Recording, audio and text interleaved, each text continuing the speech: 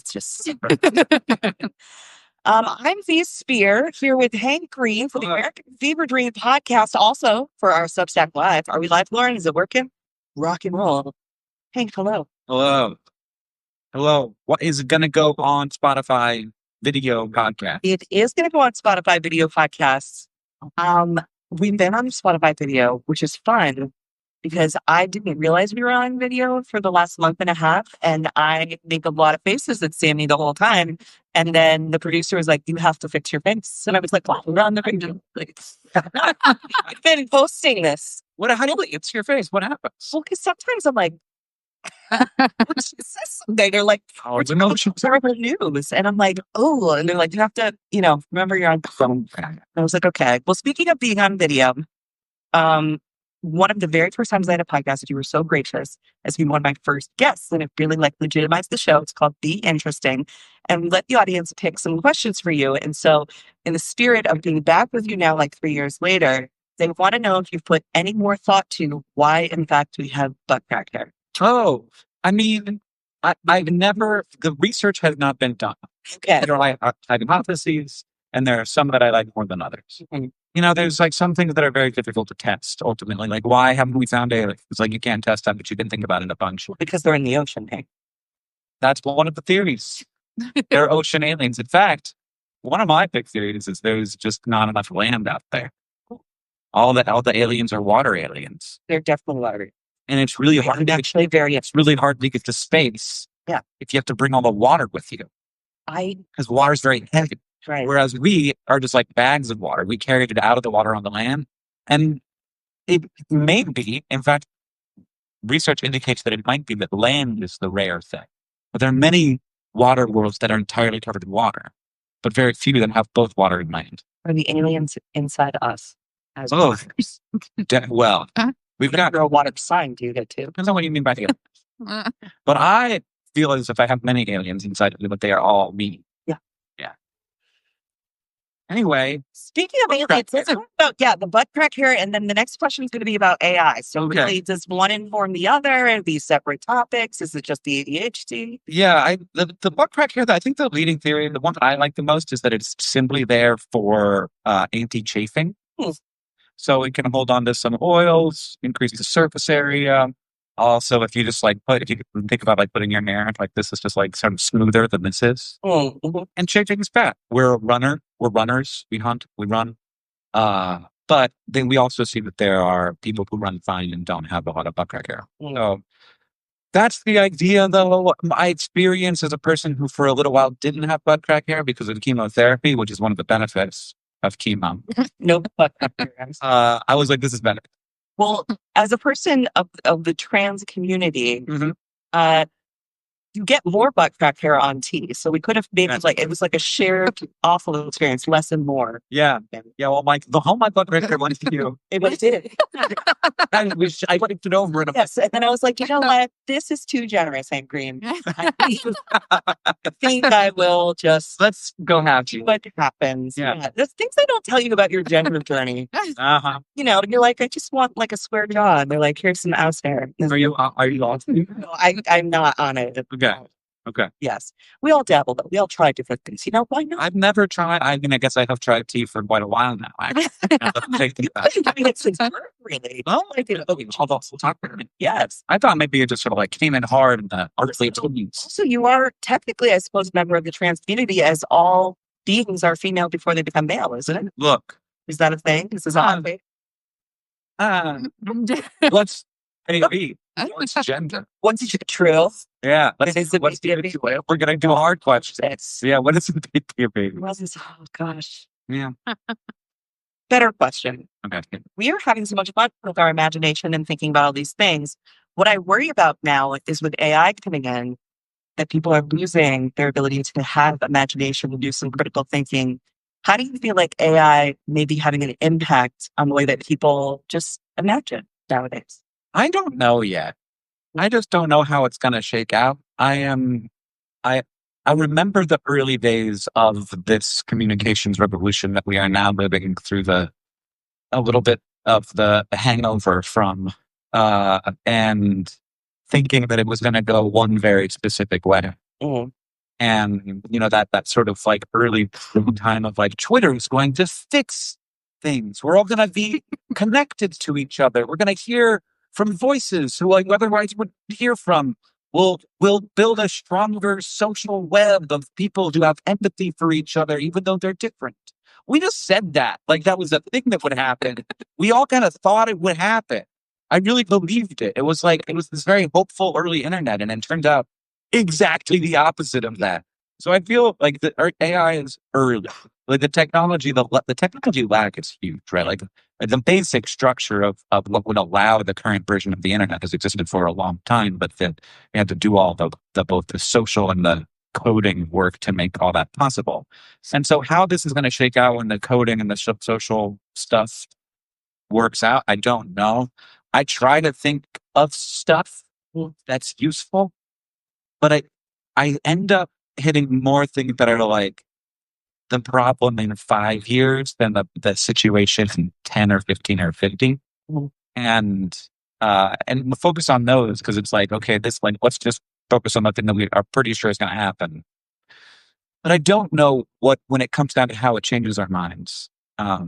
You look at how literacy changed minds, like the institution of writing. We got worse at memorizing, but we got better at a lot of other stuff. So I don't want to catastrophize there yet. I know that we're going to do a bunch of brain scans and be like, wow, people are different when you definitely think differently when you're not doing the work, So there was a report that came out right before I was reading this, I believe from Google, talking about people who used ChatGPT. They couldn't remember if they used ChatGPT to get an answer. They wanted to use their actual brain. It was like, that was one of the measures is, well, how do you know what you know? Did you know that? Did you learn that? Or did ChatGPT tell you that? They couldn't even remember how they got the information, if it was a proper question or not. So it's like, I do that with people. True. Sometimes I'm like, I have this idea. And somebody's like, no, you did not. That was definitely me. That's what I say to some people like my wife. Yep. And yeah, so that doesn't surprise me. Sometimes that happens. I don't chat GPT. I don't AI that I know of. I feel like it's probably happening at me. Yeah, you're like searching on Instagram and you're like, thanks for the auto. Like, I didn't want that though. Yes. Or with the Substack Live, it generates clips for me. That's AI, right? That must be. Well, look, if we're talking about AI, anytime I go to like the YouTube homepage, that's AI. It's all being populated. Like the recommended content is AI, and it has been for over a decade. But I've never made like a chat GPT request. You know, said, hey, I was like, do you do that in an app? What's this bug? No. Yeah. I go to your page and I say, what does Hank Green say about this bug? You too. I ask 5-year-olds, what bug is this? They know. Yeah. And my wife and I were having a bug argument last night. Yeah. About a bug. A bug? Yeah, it was like some kind of elm tree bug. I don't remember what it was called. It had the word elm in it. Do you like automatically win fights with your wife about science things? No. No? My wife is very... You're not like, I'm Hank Green, okay? That's how I know. My son, though, will often be like, no, Dad. And I'm like, actually, I'm flipping Hank Green. Yeah. I like watching YouTube video and I'll be like, no, the YouTube video you watched was wrong. Yes. And you know that's right because of my job, which is to tell people whether or not YouTube videos are wrong or right. So I can do this with you, and I'm happy to do it with you, but I do not need your lip. Well, people are freaking me out in the comments because I deliver the news, and then I've been really lit like the last week. 7 times it's come up where someone's like, V, you're wrong. AI says you're wrong. Oh, Jesus. I'm like, no, I assure you that I'm not super wrong. I'm so scared. I'm never wrong. Yeah. I think that people don't get that it knows who you are. Yeah. And it will give you the answer you want.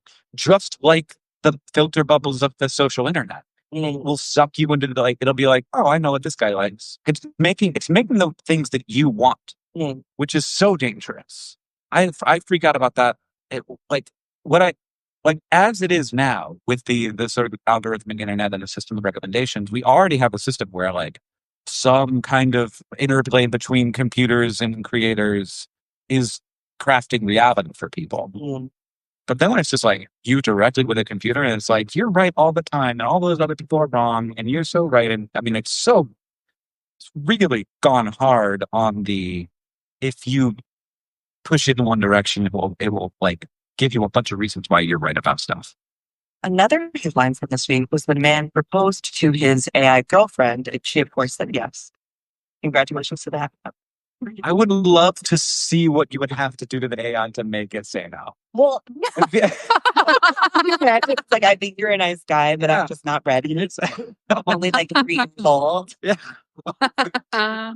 Yeah. What do you think about that though? Like in a societal way, science gets this bad rap sometimes for not being empathetic or not being too in touch with the humanities, or like feeling like now a lot of people feel like they can ignore the human side of things because everything would just be black and white, and having empathy is a character flaw.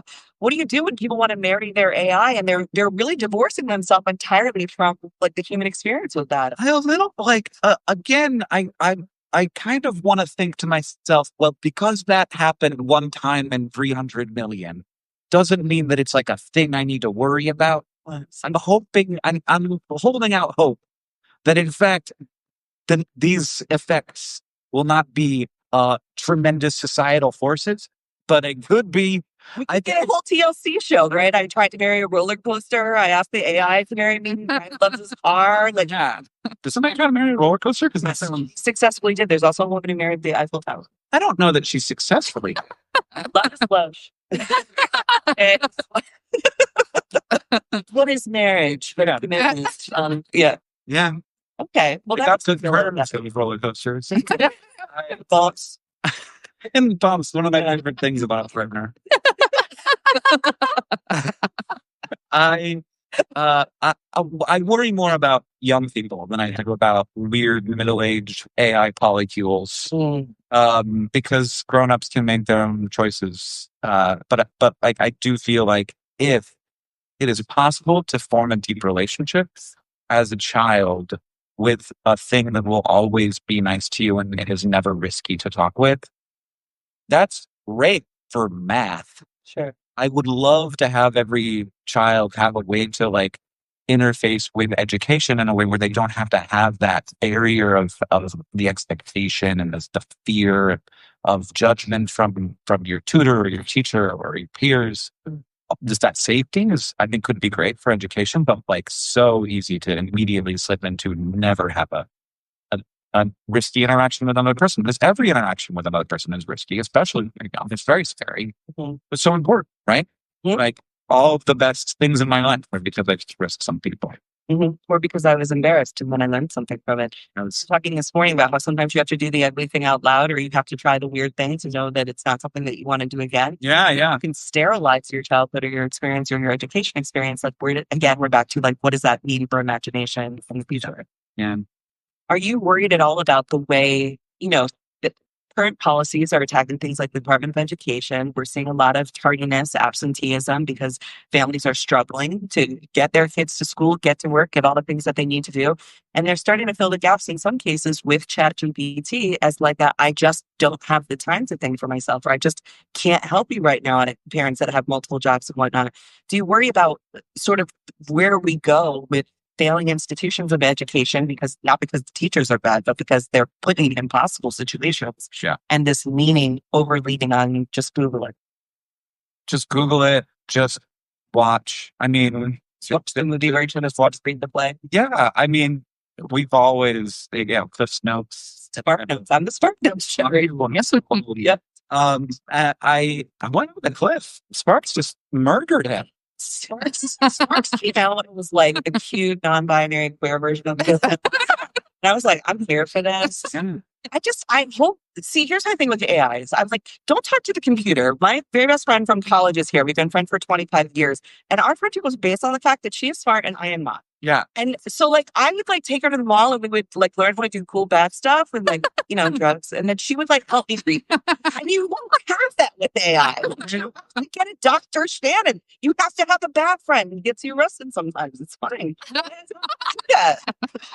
So the one thing I won't do is let you break the law. Well, it's like, I know this one thing. I will marry you, but I bet it will not help you build a bomb. I bet it will help you build a bomb. I'm quite worried about that. They're trying. But is it going to make you a fun cookie? I don't know. I will if you tell me it's one of your grandma's secret recipes. Yeah. But like, what if they Hank Green AI forever, right? And somebody doesn't get to be the next Hank Green. They just find a way to like capture your brain and your cadence.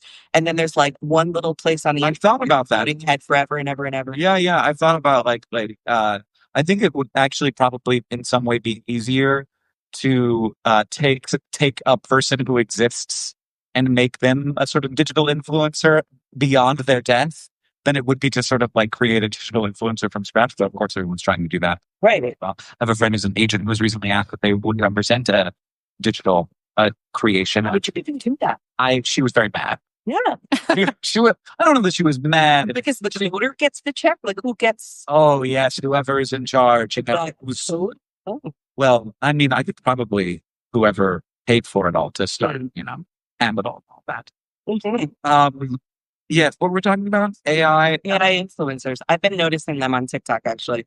I've noticed a lot of ads that are like very clearly that is not a person. Yeah. And there's some AI science communicators out there who like just, they clearly like take a URL of like a science story, plug it into a machine, and the machine spits out a video. Does they look like you? It doesn't. It looks like some guy. You know, who's this guy? Do you remember? No. Okay. But he does he's like a little head, like green screen. Yeah, he's got the green screen behind him. Yeah. That's terrifying. Yeah. And people are like, they don't notice. That There's like questions that are like the fifth comment down is like, is this young? And there's like 4 of those. I'm like, It's going to be very useful to the bot armies in the politics world that we're in. You can see man. Oh, it's real messy. I've been telling people to not be on the internet, which is like really not lucrative. It doesn't seem like it's not like big for my career. Like, y'all need to look at some trees, okay? Let's talk time. Because I gotta look at a tree because your brain starts to like not be able to process what's real and what's not. We're going so quickly. And with these AI generated science communicators or news communicators, even, it's very easy to make something look real when it is not anymore. And what is real? When I tell, some of my mom's friends that the Facebook Jesus walking with President Trump is not real. And she's like, I don't care. I like how it made me feel. And I'm like, that is a really honest feedback that I think we can do something with. I have had that conversation with several people on all sides of politics. There's this like, oh, yeah, that wasn't true, but it represents a true thing. Right. But that's not how truth works. Right. You can feel a thing to be true and it still be not true. I have a bit of a hard time with this when I interact both with friends who I have a friend I had a long conversation with about like things that caused cancer or increased your risk of cancer. And a lot of concern about like Aquaphor. You know Aquaphor? I know you do. I've got Aquaphor stains in the audience. I'm from Montana, where it's very dry. Aquaphor is the thing in the winter, getting out of the shower. Otherwise, your skin turns into paper. And my friend was really worried about Aquaphor as like a carcinogen. And I'm like, but you drink. And she's like, well, drinking is fine for you. It's people have been doing it for tens of thousands of years. And I was like, it's like a very well-known carcinogen. It causes several different cancers. And even at low doses, we can see the effect. It's not a large effect at low doses, but you drink a lot. And she was like, that doesn't seem right. I'm so surprised your drunk friend didn't believe you. Yeah. That's not what I heard. Yeah. I have had people say, like, I don't really trust that study. And I'm like, what's wrong with the methodology, Steve? What about it? Don't you trust exactly? Is it that the results weren't something that you liked? Yeah. Oh, God. But that's how we are, man. We're monkeys. I like to remember that we're very biological. We are very cultural. We're very much about like the connection between. But like it is very weird to suddenly have a member of our culture, and I think that's where we are right now. Like members of our culture who are not people. Yeah. And we've always been so technological. Like language, for me, is largely technological. I see it that way. Like I think that you could argue that, of course, there's biological components, and it has influenced our biology. But that we made that up. It's the most powerful technology we've ever created. We've had it for a very long time. It's very powerful, and we have created a sort of like plasticity of the brain that allows for us to do all this weird stuff, to incorporate crazy things into our world and think that they're totally normal 10 years later. Just airplanes, like we just don't whine about it, it's fucking air. Like what? Like through the air? Yeah. Hundreds of miles an hour? Like I was in Montana and now I'm in California. And like, was mad about it. So yeah, like I think that there's an amount of like the human is so flexible, but many of the tools of that flexibility are cultural, but they're not immediate. And I think that only recently have we started to get good at the change that began to occur in the 90s with the advent of the internet. Only recently have we started to get some pretty good norms and taboos going. Like certain stuff has gotten cringe. And that's because you see it as manipulative. You see it for the manipulations that it is.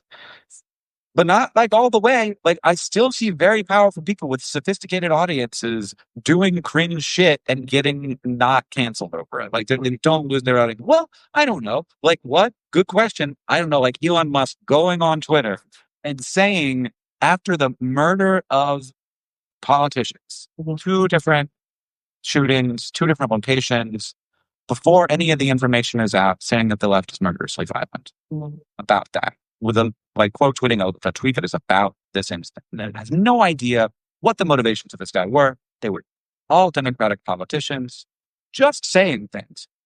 Just leave the tweet up, even when it turns out that it was wrong. Doesn't care whether or not it's right. This guy, so many people admire him. And I'm just like, where is it? Where's the line? Well, how do you think a person like him who prided himself on being like kind of a genius scientist guy, right? Because he's just a scientist guy. Yeah, and like objective and rational, and I don't know. I think about it way too much. It's a thing that I think about fairly often, and I don't know. I sometimes I think that he has self-control in certain moments, which I also suffer from.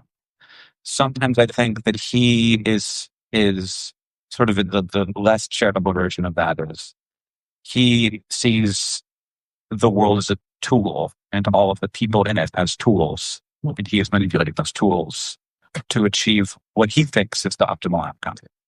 And I just don't I think that it's hard to imagine that is an element of it, that he just kind of sees his audience as tools to be used. Is he like a bored billionaire? So now he's doing the evil shit? Because you got a lot of money and you don't do evil shit. Should he start a nonprofit and sell some socks? Sure not bored. People. Yeah, he did flamethrowers instead of socks, and he was like, that wasn't enough. I know. Like, maybe try the socks. Maybe he needs to make some comfort measures, right? He's got all these rockets, all these things blowing up, going too fast. Maybe it's got to slow down. Maybe it's time to slow down. Take a couple of breaths, my man. Whimsy. Oh, wouldn't whimsy See it, Elon Musk's life. Wouldn't whimsy be nice? But he thinks that the future of Western civilization is at stake. Well, babe, you're like 57 or something, isn't it? Like, just. Oh, I thought you were talking about me. I was like, oh no. Hey, you're harmless. Do you ever feel like it's difficult as a smart person to shut off your brain when you're going through something? Like, are you always analyzing what you're going through? Oh man, my therapist is like, stop. Yeah. Like stop. Like I'll come in and I'll be like, if it's the situation and here's how I fixed it. That's my version of therapy. And she's like, that's not how it works. Isn't it how it works though? Well, because I don't know. Maybe she's like, what am I supposed to do then? Why am I here? If you think you've got it all figured out. She has to gaslight you into staying with therapy. So like, you may have rationalized that, but let's talk about your childhood. Yes. It's mine deeper. Like when you were going through the cancer journey, did you, from like a scientist perspective, feel like you knew too much to My doctor certainly thought I knew too much.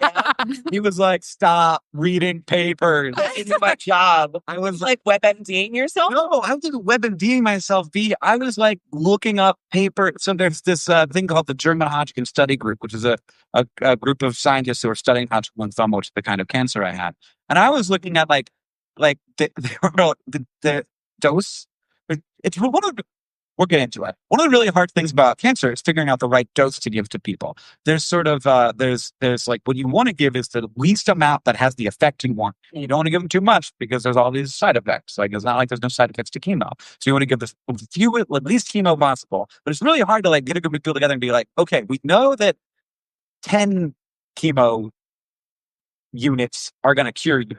We want to give you 8 to see. I'd be like, I want 12, baby. Yeah, I exactly. need a chemo max. Yeah, and a lot of doctors are like that too. They're like, I'm not, like, even though there's science that says giving you less is better, I'm going to give you the amount that I've been giving my whole career because that's the safest thing. But it's not the safest thing because there's a certain level of these drugs you get lifelong lung complications or heart failure increase, and those things can kill you. And they could certainly decrease your quality of life. So this German Hopkins study group studies like they did like 3 different steps where like they did the first one and they're like, okay, there was no difference between the 10 and the 8, and then the 7. Second one, it was like no difference between 8 and the 7, and the third one, and there was a difference between 7 and 6. And so they kept it at 7.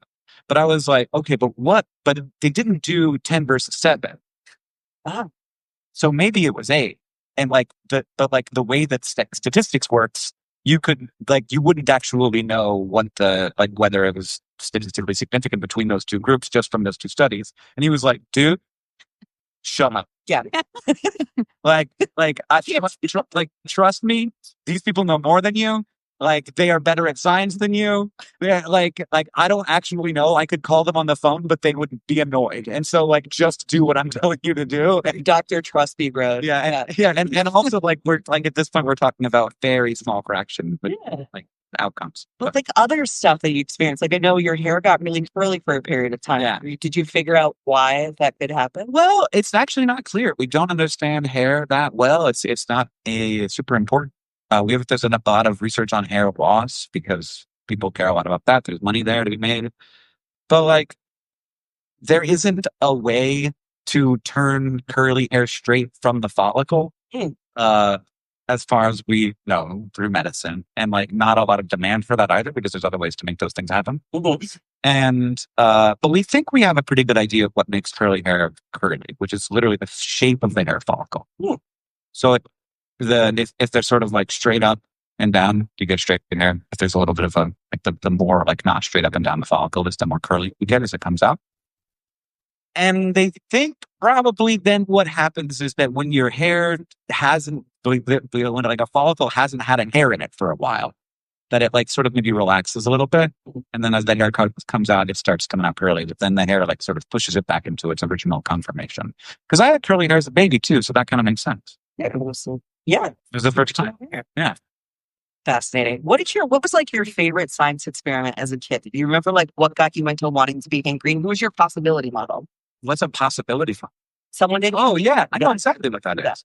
Yeah, my dad was the Florida State Director of the Nature Conservancy when I was growing up. And so he worked with a lot of conservationists and conservation biologists, people studying how animals were operating in different levels of disturbance for people. And so like, I remember very clearly like seeing how this science was done, and it was counting.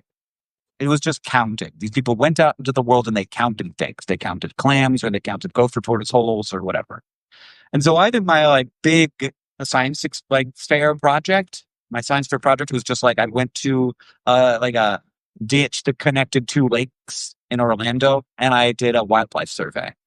And nobody thought that was a good science fair project. They wanted a volcano because they want you to like try and figure out a thing. And I was like, no, science isn't all about like a hypothesis and then you need the data first. I can't like have a hypothesis about the clams without setting a baseline.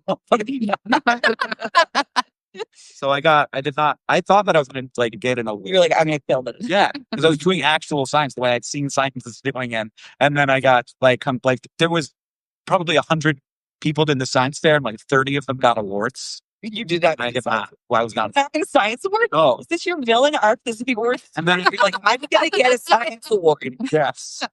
And then I gave the commencement at MIT. Boom. How's that? Whoever you are, Orlando. Not known for your science. Yeah. I loved the science fair projects because my dad is like nerdy and he would do them for me, and it was great. Oh, yeah. I believe that there was a fair amount of involvement for my dad on the front. I bet there was. We had to do that. Remember you had to do the race car, like your rubber band race car? Well, my dad worked for Sikorsky Aircraft, now Lockheed Martin. So he brought home like carbon fiber composite. Wow. It went like way too fast and far. And they were like, this is first grade. You not only made everyone in the class cry, but you obviously did not make this. Yeah. My dad was like, it's just... do you get involved in your son's projects now? Or like, how do you see win a science fair? Are they like, you're disqualified? Yeah, he's a little early for that, but I do sense that a certain amount of because he's around me. Yeah. He takes pride in being smart and like doing Yeah. like they're like he's got his friend Tula is I like wrote in his like yearbook. She said, "You're the smartest kid in class," and Orange like, so it's like I have to worry about this because he's totally well actually people, and I'm like, at 8 you can get away with this, but at 12 it's gonna have to be over. Yeah. We cannot Mansplaining. be mansplaining, and yeah, let's learn that as soon as we can. It's interesting because he's also like he's a different guy than me. He's really into math, which means that I had to learn a bunch of math that I assume I knew at one point, but Is that like the way he rebelled? He was like, he had math. I hope so. That's that would be fantastic. He have gone into the theater, which That would be also great. I just don't want him to get into the harder AIs. Yeah, no kings, no dynasties. Oh yeah, Dynasty of sex. yeah. It would be a really bummer if he turned out a fascist. Wouldn't it? Wouldn't it? Yeah. And so think you got to worry about That. I know. I'm like, wait, is that how my children are going to rebel someday? They're going to be like, you were gay and really into Kamala Harris. Is that in May? No, I thought in May was here. I was not. When you're at VidCon and you freak out because you're like, oh my God, I love that creator so much. And then it turns out it's just a strawberry on a plate. Yeah, it just lights in your face and you can't see anyone and you're just like hoping you see someone and you manifest it and embarrass yourself on stage for being creepy. I'm here. I am so appreciative of that. But I want to talk about one other thing to get off the science stuff for a minute. You just won a big award. You're a Hall of Famer now. Yeah. How does that feel? I have no idea. I was the first inductees. And Like, did you wake up this morning and you were like, I do extent. I think like the first people to win Oscars were like, yeah, good job, Oscar. Like, what is this? Yeah. I guess I'll come out the Yeah, Academy. sure. Give me a cool shirt. Yeah. So like I feel this way about like the Webbies. Like it used to be like, oh, I'm on a Webby, and like you'd have the Webby and you like feel kind of good about like a little bit, but you have to like also mock it a little. But now it's kind of like actually cool to get a Webby. It's so cool. Yeah. Do you have So it's just like it's I do. how many? Yeah, I have one Webby. Just one? Yes. I don't know what it's. We're tied for what? Yeah, it's for something. Mine was for special achievement, which we don't really know why, but I think you'll sell a lot of tickets. Yeah, you can Give the award. This is gonna be great for us. Yeah. I couldn't fit you in with the other ones. No, they were like best news. No, it's special. What you do transcends categories, and we'd like you to come so we can take some pictures. Yeah. The world is weird. The world's weird. Changed about being a creator in the last like 20 years or so. Oh, I mean, the big change is just that it is something people want. Mm. There's status and money tied to it, whereas before it was just people goofing around. Mm-hmm. And that was like beautiful and wonderful in its own way. And this is too. And I try not to be too nostalgic, but like it was pretty great back in the day, back before there was all this stuff. But it was bad too. There was so much exploitation going on. Like that, like the moment money got into it, before anybody knew the structures as they were going to exist, people immediately like built companies to suck money out of creators' accounts and provide nothing in exchange. And there was all this like inefficiency and created all this opportunity for people to be gross. Mm. So that's still there. And that, like when TikTok started happening, I was like, oh my God, somebody's going to come in and take advantage of these kids. And so I tried to help educate people about that stuff a little bit. But and then the government just kind of banned it, and it went. Oh, kind of. It went dark for 12 hours, and everyone was like, "I can't go back. It's too." Yeah. Yeah. Do you think TikTok will fully recover from what's going on with it right now? Do you think eventually they'll just forget that they banned it and stop doing these 90-day extensions? I don't know. I think that TikTok has. I'm not sure which is its biggest problem. Mm. I think it has other issues. I think that I can't really quite put my finger on it, but I feel like it isn't good at figuring out the difference between something I will watch and something that I will feel good about having watched. Mm. And that makes it so that any individual session might get longer. It's hard as a platform to figure this out. So an individual session is long, you're like, okay, you get good. But then if that person doesn't come back for a while because they're like, actually that sucked. It's like I I feel like I kind of got lied to. Like when I left, I like found stuff out where, there's just so much crap and so much inflammatory stuff. Like the outrage rate got really intense, and it just sort of like felt like it was heading down a similar trajectory to Tumblr, actually, where there was all of this energy and this cultural creation and this explosion in art and humor and like new forms of comedy, and then it all felt like it was so important that no one could do anything but the important things, and and we had to, yeah, and then if you weren't like participating in the important things, then the important thing was like making fun of my brother. And Don, do you know the Tumblr stories of my sister? No. Oh my God. I feel like it's happening on TikTok now. Yeah, Where yeah, ousted from Tumblr. did you? Yeah, people were very mean. There's John? some of you know about it. Yeah, little mods, couple mods out there. So no, they were very mean. They were very mean. And they said like things that were like just weird. Like they were like, he writes books for kids, and so he must like kids. And that's happening on TikTok now. It's a very tricky thing because I want to use TikTok to like fight fascism and misinformation and like get people registered to vote, and we do that. Yeah, but which is then great. some random person will stitch it and be like, "No, you're wrong. And this is why." And you're a dumb, It's like dead shill. you can always like tell a little bit of a story about how people are actually bad, and it's like, yeah, that's because like we're not all perfect. Like, then the story becomes about how that creator is bad and not about the LA riots or the fires or whatever the case may be.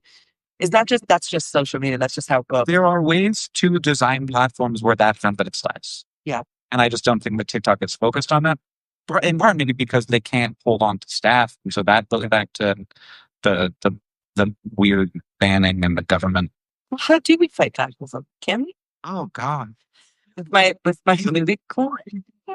Dr. Shan's movie club films that fight fascism. Yeah, I mean, of course. I think that people like the thing about fascism is just like anything else, it does not last forever. And so It doesn't last very long.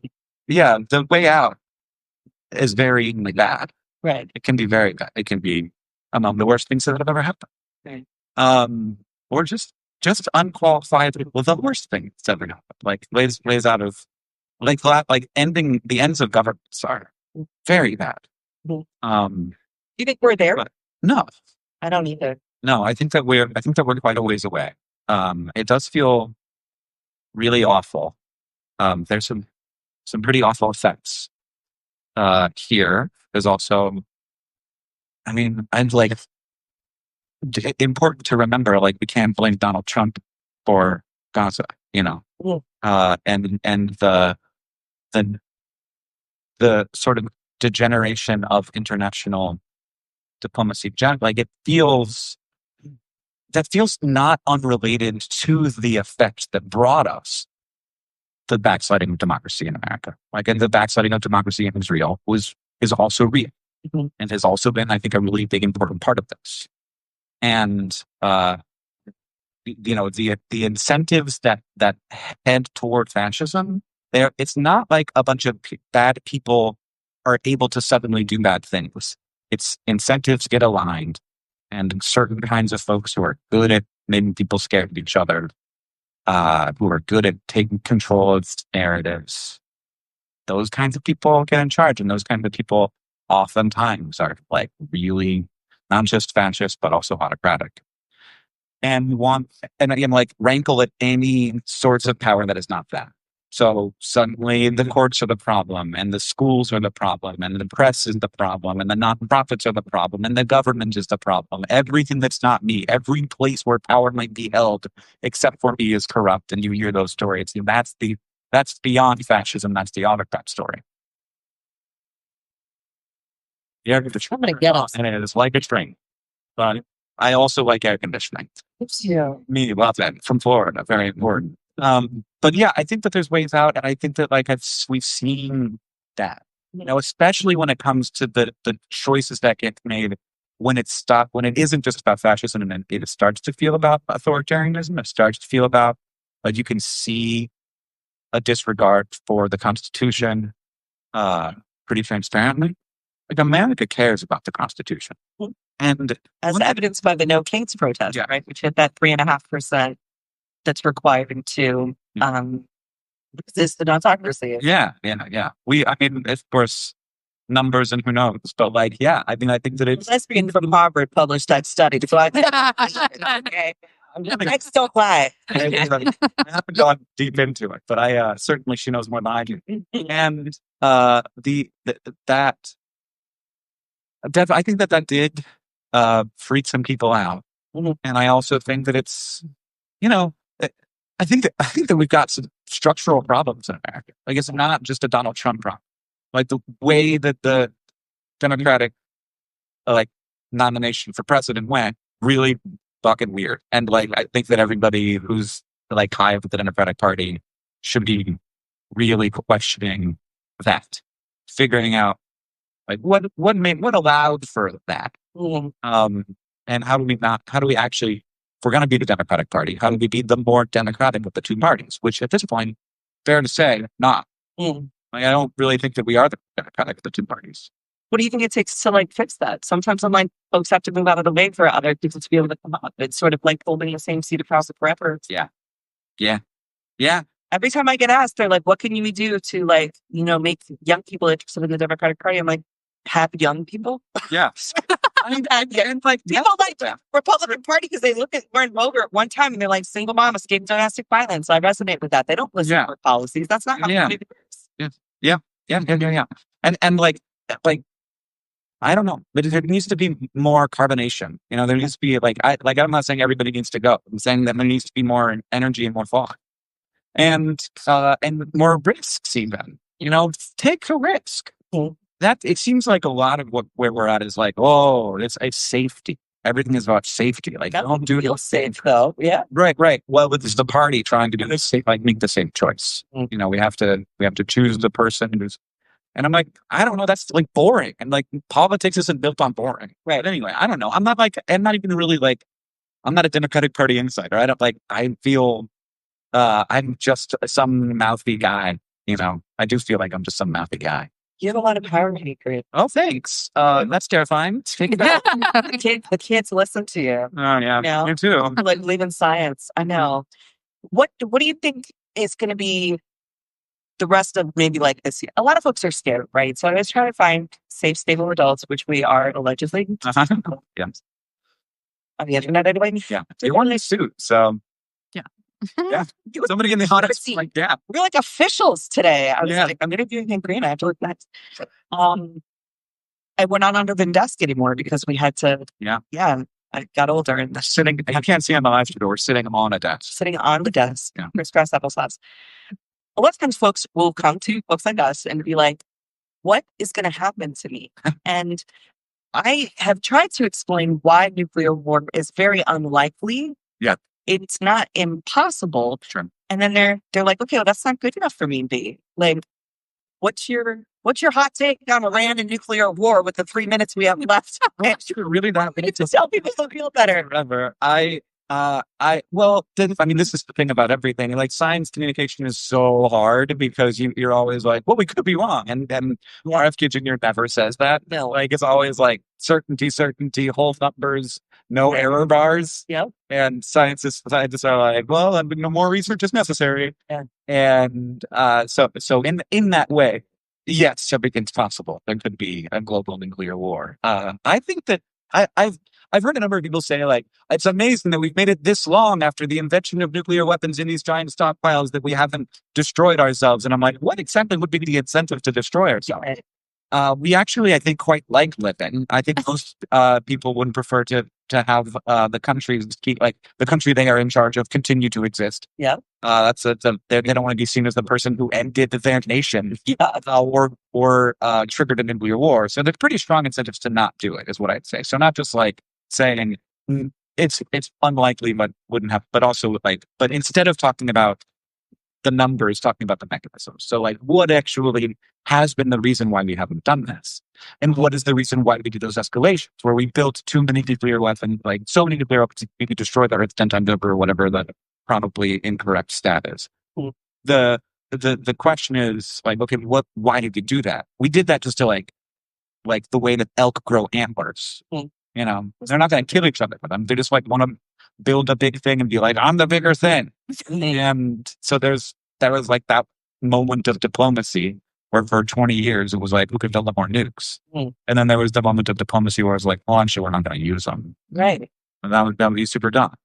It would be, anybody listening, it would be super dumb. It would be super dumb. Dumb. There's not chill or vibes. And it's totally true that it would be super dumb to do a lot of things that have happened already. Yes. There's a lot of super dumb shit that's gone on already that does seem counterintuitive. But I am worried. I'm worried about the stability, like global stability. Not just because here, I'll say what I think is true. Not as much because I think that it's going to make it so that there's a war that kills a lot of people. But because the bigger effect will probably be that we will not have the global cooperation necessary to take on the challenges that are coming, and that will lead to the deaths of many people. So we need global cooperation to handle the intensity of the impact of humans on their Earth. And we're not going to have it the way that we had it. And we didn't have it. It wasn't great for the last 20 years, but now it's a lot looser than it was even then. And people will say, like, these countries don't work together, but they do. Like, weirdly, they do. A lot of people, even though they're not binding, a lot of countries were headed toward meeting their, various climate pledge targets. They don't burn coal in the UK, which is where coal came from. Like zero coal-fired power. What are the Chinese folks even doing these days? I don't know, dancing. They're all dancing. They all wanted to be dancers in the first place. Like it's simpler now. One of the first reasons we figured out that cancer was actually could be an environmental cause was chimney sweeps. Really? Yeah, they got all this chimney soot up their pants, and they got a weird kind of scrotal cancer that no one else got. So it was like left that out of Mary Poppins.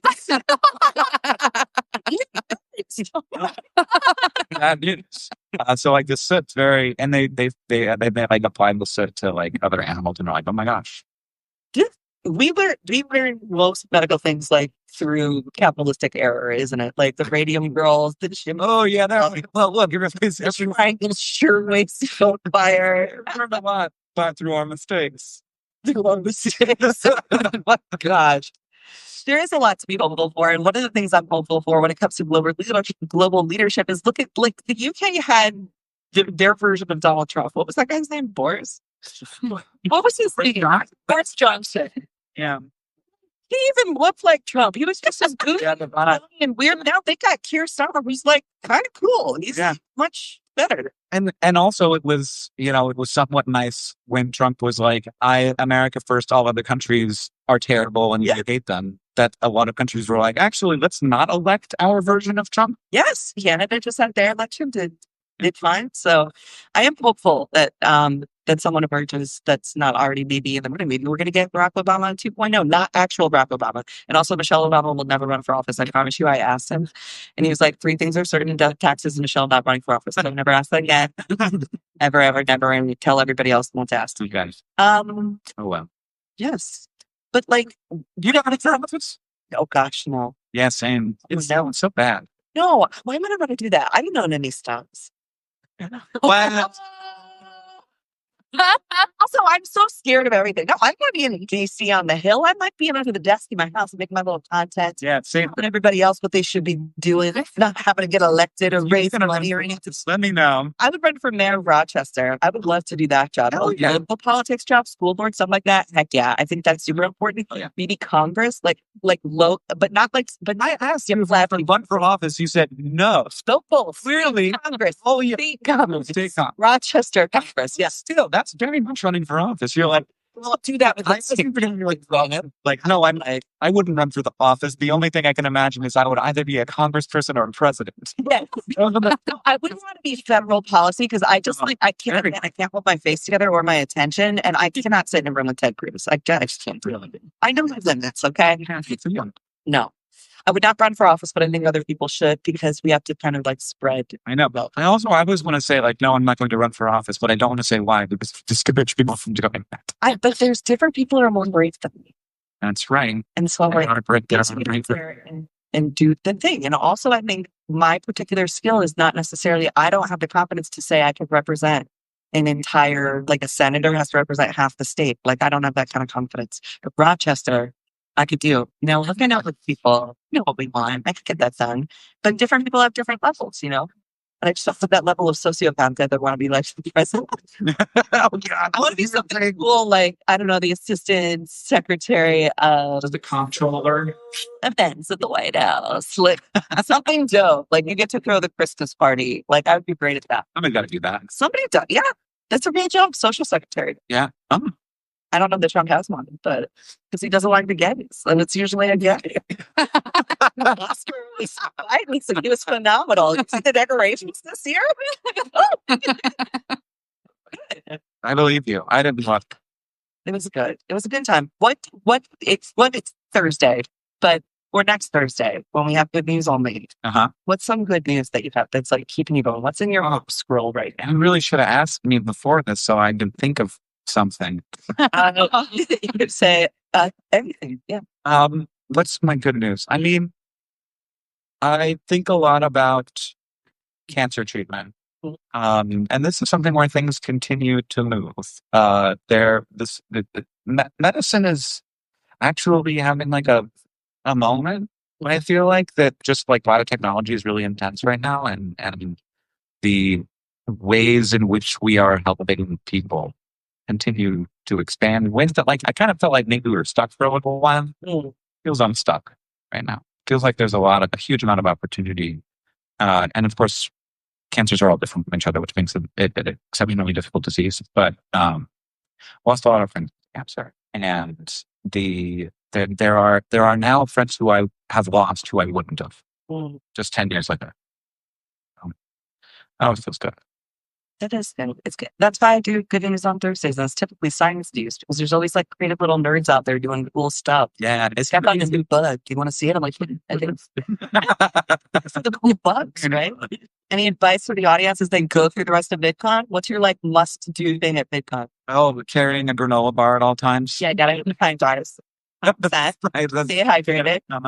I would have said jump in the squishballs, but they're not here this year. Oh, yeah. There's different stuff. There's like that little Boo-boo. Are you into Labubu? I've like learned about the Labubu yesterday. Yeah. Then Don't have a Henry and Labubu outside tonight. They were the best. Raise your hand if you know what a Labubu is. Yeah, all right. Because this is cool, people. They know what stuff is. Okay, well, that was about 50-50, so you insulted a lot of people. I'm excited to learn. By the time we leave here, we all know what Labubus are. Yeah, I still don't really. Someone showed me a picture of one. Baby for this generation. But yeah, I'm like an asthma guy. Oh, what's that? There's like these four little cats that a YouTube creator has created this giant influential stuffy business that also has a huge little like a whole fair thing going on in the okay, we'll go have to make I'll check that out. Yeah. And I'll be for you. If you guys didn't know who he was, this is Hank Green. You can follow him at Hank Green. On TikTok, I'm Hank Green 1. That's right. Did somebody take Hank? Yeah, I got there a little too late. Oh my God. Somebody took undertheDeskNews.com, and then I found out it was this like lady from Ohio who's a photographer who like literally bought it and was like, "Oh, I wanted to keep it to like extort you." So really, we got it. I probably shouldn't have said that. Wow, my manager's here, but I was so pissed. I'm like, girl. That's the stupid. I've had fans buy things and then give them to me. Well, I've had fans buy things and give them to me because they're like looking out for you. Yeah, it doesn't like, oh, who's gonna buy this? Like on Snapchat and stuff, they're like, I got this. Okay. Oh wow. Here it is. It's good. Yeah. Nice. I love it. Thanks for visiting, Hank Green. Yeah, of course. It's always so fun to chat with you. It's like the best little ADHD train ride. Yeah, I feel like I didn't answer some of the questions about halfway through, and I want to go back now. Okay. It was like start the clock again. Okay. What's one question you want to go back to? Maybe like I gotta answer this. Like, how do you can you push back against fascism? And yes, and there's many examples in history, and it really does involve like normalizing it, making it so that somebody like somebody on TikTok said humanize before they militarize. So if like someone you probably have somebody in your life who's like super sympathetic to the Trump administration. If they know that you're in the street and somebody in the street gets hurt by the police, then they see that could have been you. and they know you're not a crazy person. They know you're not Antifa. And so like being out there matters.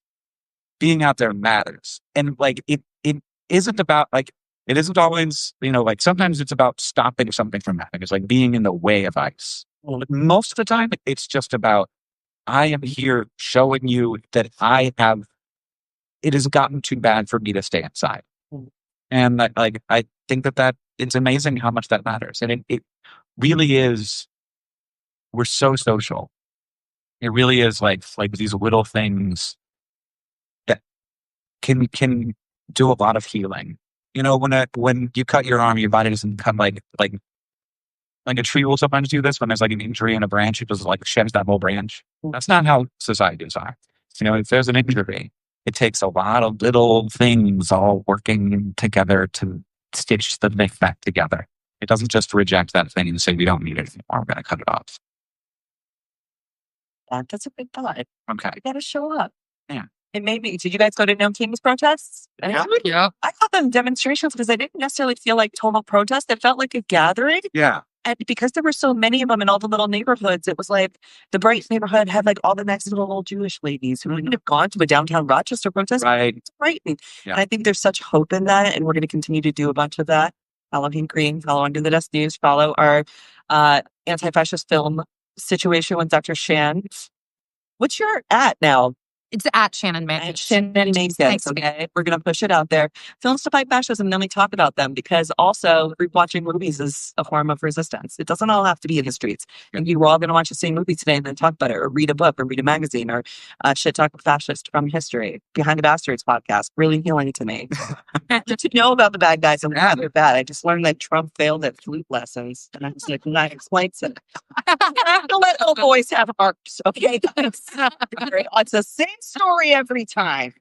Thank you. Thank you, V. We'll see you later. Okay. Thanks, Spotify.